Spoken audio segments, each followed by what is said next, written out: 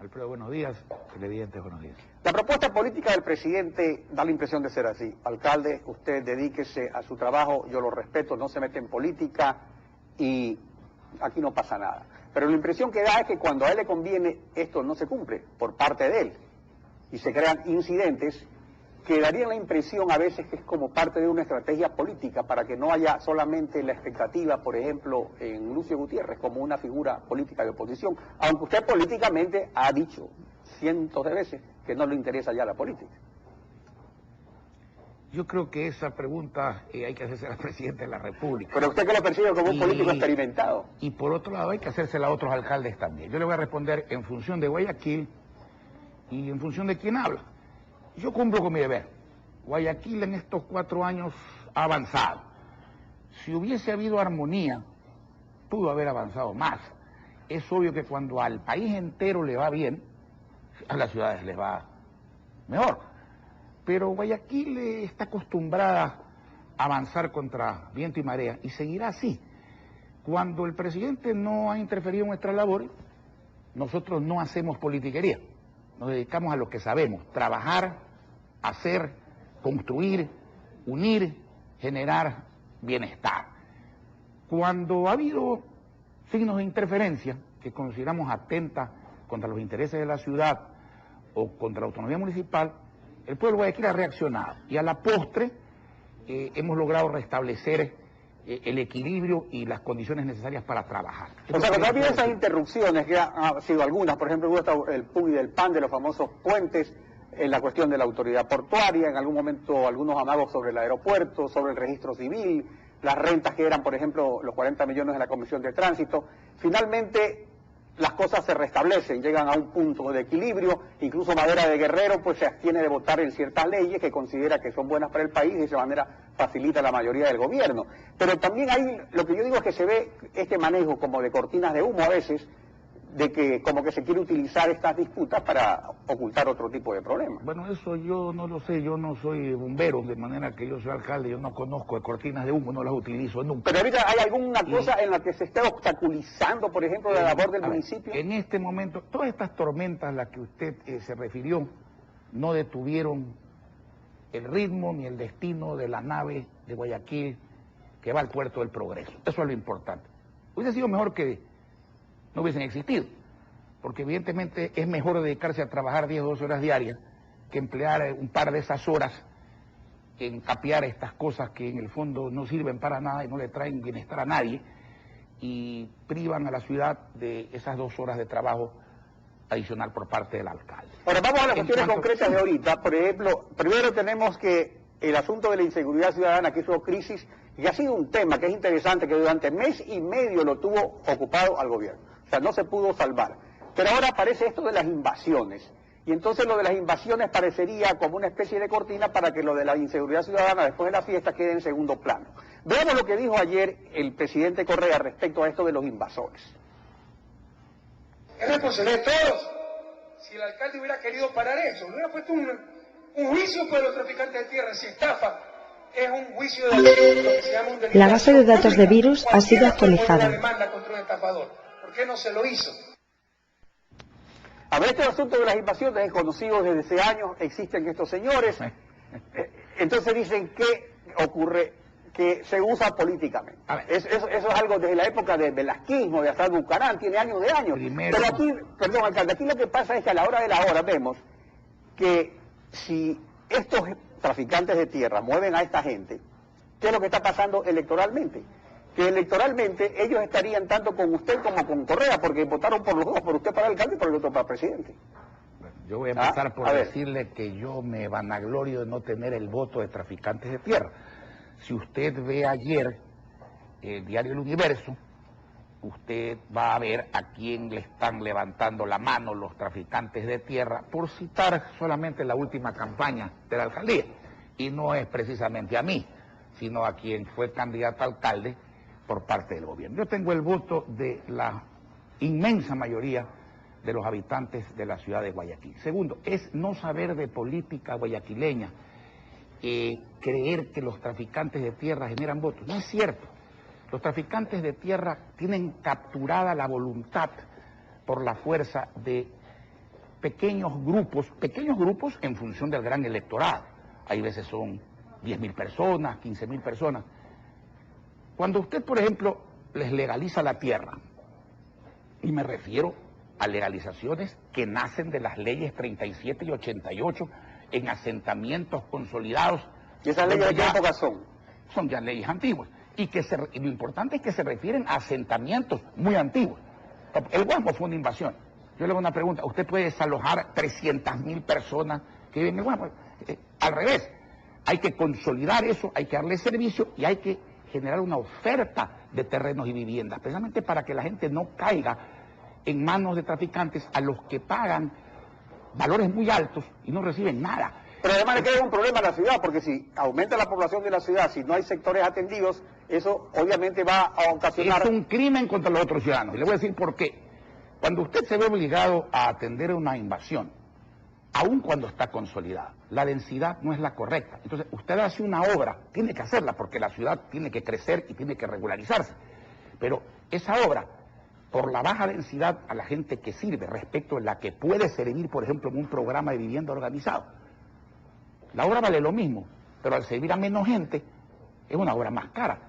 Por eso es que nosotros hemos puesto ese cordón, y fuera de ese cordón, allí donde va el presidente de la República a menudo,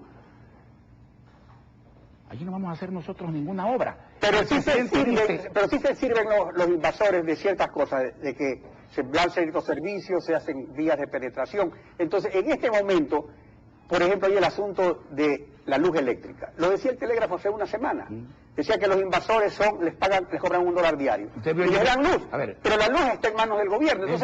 Entonces yo le pregunto, pero antes también no estaba en manos del gobierno, pero sí estaba controlado, digamos, por el Partido Social Cristiano. No, señor, perdóneme. Mientras yo he sido alcalde, mire, el gobierno hace a veces afirmaciones ligeras. Después tiene que tragarse sus palabras, como en este caso de las invasiones. Usted tiene en sus manos el informe que nosotros presentamos y se lo mandamos al gobierno. ¿Quién ha hecho vías sin permiso? Y hoy día mismo han roto los sellos y vamos a mandar a poner nuevos sellos e iniciar un juicio penal contra el contratista. ¿Quién hace las vías sin permiso? ¿Quién entrega luz sin permiso? Allí están en el periódico de ayer las autoridades de gobierno, de telefonía, de electricidad, el gobernador, con los mismos invasores a los que ahora se meten presos. Yo creo que la posición actual del gobierno en esa materia es correcta. Ojalá sea sincera y ojalá sea eficaz, que hasta el momento no lo ha sido. Y eso es muy importante. Claro, es que eso es lo importante, ver si no es esto una cortina de humo y luego qué va a pasar, si realmente van a haber o no reubicaciones, si realmente se va o no a dar estas facilidades de darles la luz para que sigan invadiendo. Que responderlo el gobierno. Y no es cuestión de decir el alcalde Nebot pudo haber hecho lo que a mí me tocaba hacer. Yo hago lo que a mí me toca hacer. ¿A quién le corresponde la competencia de evitar, desalojar y enjuiciar invasores? Al Estado Central, a través de funcionarios como el gobernador y el intendente. Eso dice la ley. A nosotros nos corresponde la competencia en sectores municipales. No hay un terreno invadido. Y el que se invadió por orden tácita del gobierno con una carta de la gobernación para ayudar a los invasores, que fue aquel donde hoy día se construyen muchos lotes, fue desalojado debidamente. Hoy día estamos construyendo 10.000 viviendas para gente pobre en forma ordenada como tiene que ser. Entonces, esto no es cuestión de hablar. Esto es cuestión de hacer. Esto no es cuestión de acusar a los demás de lo que uno mismo hace, sino de hacer. Y la gente de Guayaquil, gracias a Dios, Alfredo, hace mucho tiempo no cree en lo bla, bla, bla. No cree en palabras, cree en hechos, no cree en promesas, cree en cumplimientos.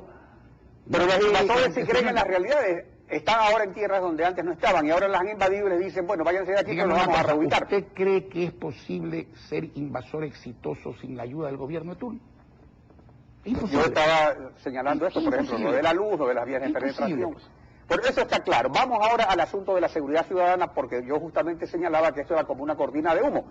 Se plantea una consulta popular, se plantea consultar enmiendas a la Constitución justamente para tratar de superar esta crisis de la inseguridad ciudadana. Usted decía, esto de la invasión es una especie de cortina de humo para hacer olvidar la materia de seguridad. En eso va a fracasar el gobierno si es que esa es la intención. Yo no lo digo, estoy contestando una inquietud suya. ¿Por qué? Porque cuando se trata de la vida de la gente y de los bienes de la gente, no hay cortina de humo. Cuando hay X número de muertos al día, X número de mujeres violadas cada día, X número de secuestrados express cada día, X número de robos agravados cada día. La gente no se olvida del tema. Yo digo siempre, nadie duerme tranquilo hasta que el timbre no suena, hasta que la puerta no es golpeada y el familiar que uno espera regresa a salvo. Eso pasa todos los días. Lo que no deja dormir no se olvida nunca. Muy bien, vamos a la consulta. Si el gobierno busca réditos electorales en la consulta, otra vez se equivoca. ¿Están haciendo una consulta seria o una consulta para que todo el mundo diga sí? Si la consulta es para que todo el mundo diga sí, entonces no sé para qué es la consulta.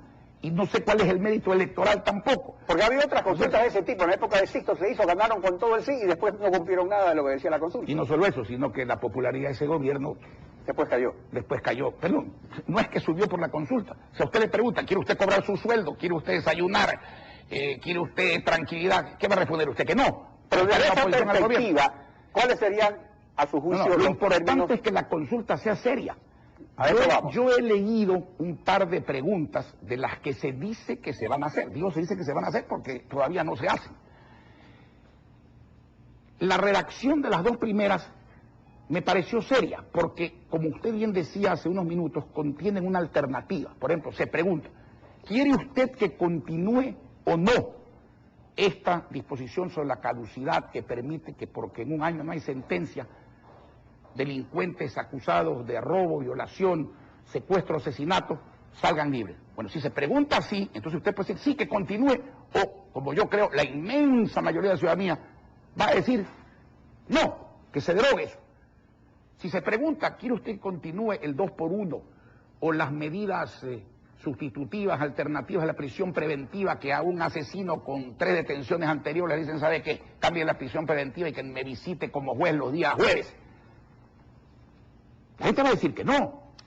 Entonces, si las preguntas son serias, el mérito tampoco es electoral. Yo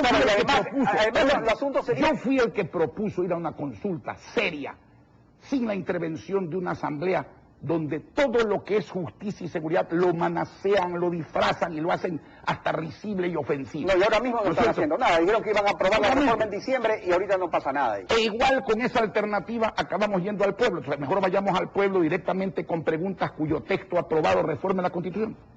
Ahí no hay mérito electoral, si eso es lo que todo el mundo quiere. El verdadero mérito es saber lo que la gente quiere, lo que es conveniente para la gente, lo que es necesario para luchar con efectividad contra la inseguridad y ponerlo a consideración del pueblo. Así que aquí no hay mérito electoral. Y pueden hacer una pregunta para que todo el mundo diga sí. ¿Qué va a decir la gente que no cuando le preguntan algo? Tiene que decir que sí. ¿Acaso que eso es ganar una elección? En este sentido, lo mejor sería preguntar en términos de alternativas, como dijimos las primeras preguntas, y que vayan, si es necesario, a enmiendas. Hay alternativas y alternativas. Por ejemplo, una alternativa es una tesis blandengue en materia de penas y en materia de acumulación de penas versus una tesis dura. Porque si no, ¿usted qué pregunta? Tiene que escoger la gente. Usted quiere una cuestión... Claro, que después decía, que no decían en la comisión de la Asamblea, sino que no decían los filósofos de una u otra ala, sino que decía el pueblo. Y otra forma también de tener alternativas es la que yo le decía al principio. Si usted dice, ¿usted está de acuerdo que esta medida se mantenga o se derogue? Bueno, hay una alternativa, porque si el pueblo dice se derogue, desaparece la disposición constitucional y desaparecen las disposiciones legales y se da paso a lo que yo creo que tiene que darse. Una legislación que no sea pro-delincuencial, sino antidelincuencial, que no es la única forma de combatir el crimen, pero que sin eso no se puede tener éxito en la lucha contra la inseguridad. Alcalde, le agradecemos su participación. Gracias.